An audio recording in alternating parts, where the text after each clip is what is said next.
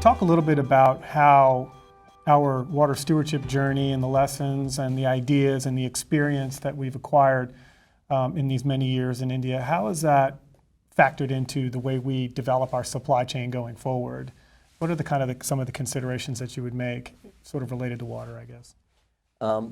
Over the last 5 or actually 7 years now, we've been consistently reducing the amount of water that we use to produce a liter of beverage. Water efficiency. So our water efficiency ratio, as we call it, that's improved by 40% in the last 6 years. And today, at less than 2 liters of water used per liter of beverage produced, we are at global standards of efficiency in India with regard to water usage, which is far better than most other industries in India. The second thing is we measure through respected third parties the amount of water that we recharge into the environment through various means. And today we are at 345% of water recharge with respect to the amount of water used in our beverages, which is far in excess not only of compliance, but also far in excess of the targets we set for ourselves. So we're talking about our supply chain development in India. And so how are you taking some of these factors? How much does it influence your decision about where you site new plants and where we're growing our business from a production standpoint? So we spend a lot of time and detailing in locating our plants. Beyond that, once we set up a plant, now over the years we've been reducing the water usage in our plants. So what we call the water usage ratio has reduced by 40% over the last 6 years. And that is today at world-class levels. We use less than 2 liters of water per liter of beverage produced in India. And that ratio continues to improve with time.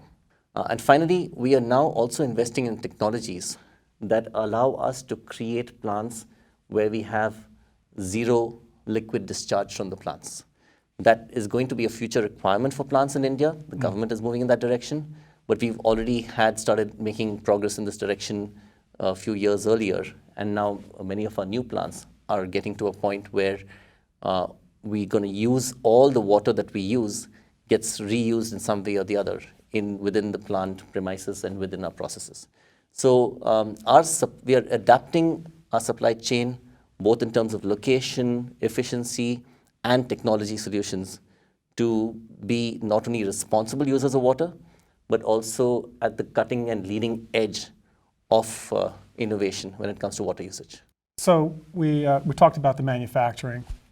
A lot of our stakeholders are also interested in the total water footprint of our products from an ingredients and a packaging standpoint. Obviously, there's also the same pressures on water that exist in our manufacturing. They would exist in our supply chain as well, environmental pressures, social pressures. And so could you talk a little bit about our approach to managing water sustainability in our supply chain?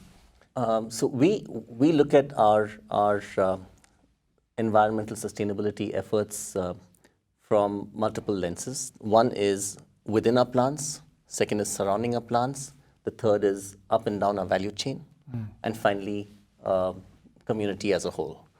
So our experience so far has been first, make sure that within our plant premises, we are not only compliant, but we go beyond compliance towards responsible stewardship.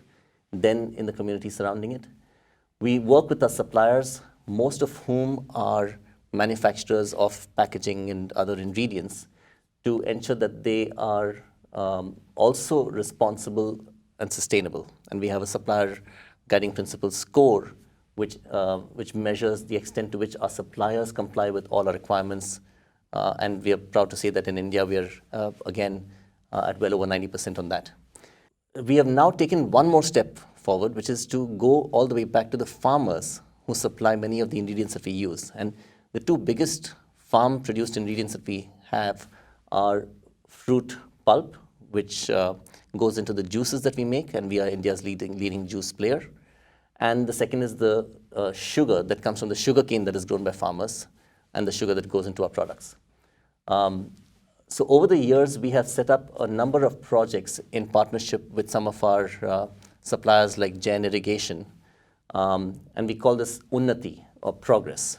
And this program is focused on helping Indian farmers, most of whom are small, marginal farmers with very small land holdings and don't have the resources or the expertise to adopt modern farming techniques.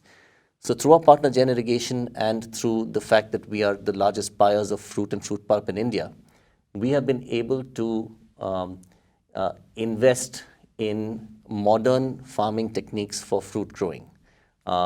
It's called ultra high density plantations.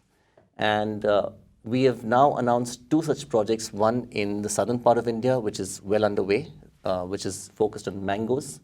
And then another one we recently announced, our Hindustan Coca-Cola Beverages partnered with the state of Maharashtra to work with orange growers in central India.